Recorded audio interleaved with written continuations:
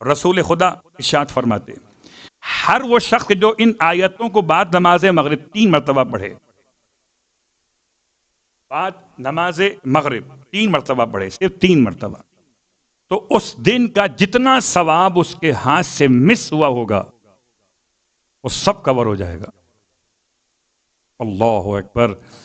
تصور کیجئے ایسا عمل سارے دن کے ثواب میں اگر کہیں آپ سے ثواب مس ہو گیا تو اس دن کا سارا ثواب، آپ ایسا نہ ہو کہ جان بوجھ کے مس کریں، بڑے ہوشیار لوگ ہوتے اس روایت کو ذریعہ بنا کر بولے آج کے بعد سے جائیں گے نہیں مجلس میں، یہ پڑھ لیں گے، مجلس کا سارا ثواب آلریڈی ہمارے اکاؤنٹ میں شفٹ ہو جائے گا۔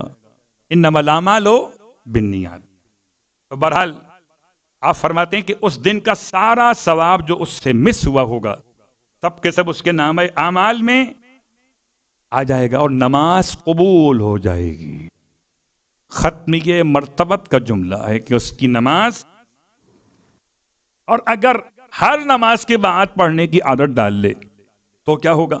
آسمان کے ستاروں کے برابر، بارش کے قطرات کے برابر، درختوں کے پتوں کے برابر اور خاک کے ذرات کے برابر اس کے نامہ اعمال میں نیکیاں لکھی جائیں گی۔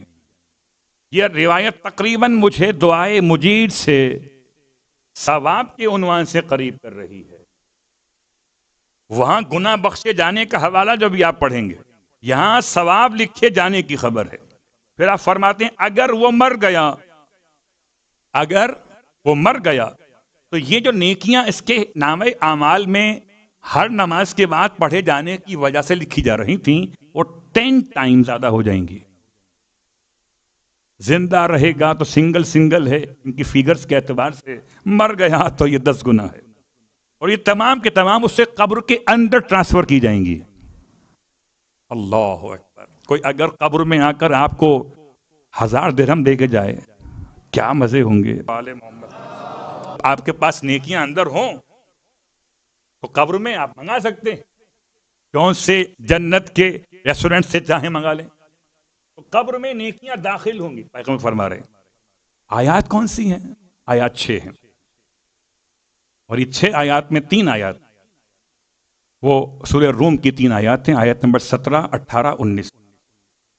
فَسُبْحَانَ اللَّهِ حِینَ تُمْسُونَ، ایک جملہ، وَحِینَ تُصْبِحُونَ، اللہ کی پاکیزگی ہے جب تم شام کرتے ہو اور جب تم صبح کرتے ہو۔ وَلَهُ الْحَمْدُ فِي السَّمَاوَاتِ وَالْأَرْضِ، اللہ کے لیے تعریفیں ہیں آسمانوں میں اور زمین کے اندر۔ وَعَشِيًّا، اور رات کے وقت میں، وَحِینَ تُظْہِرُونَ، اور جب تم زوال کا وقت حاصل کرتے ہو یا ظاہر کرتے ہو۔ یخرج الحی من المیت، وہ خدا وہ ہے جو حی کو نکالتا ہے میت سے، اور یخرج المیت من الحی، اور میت کو نکالتا ہے حی سے، ویحیی الارض بعد موتها، اور وہی ہے جو زمین کو زندہ کرتا ہے اس کی موت کے بعد۔ وکذالک تخرجون، اور وہ اسی طرح تمہیں بھی زمین سے اٹھا کر کھڑا کرے گا۔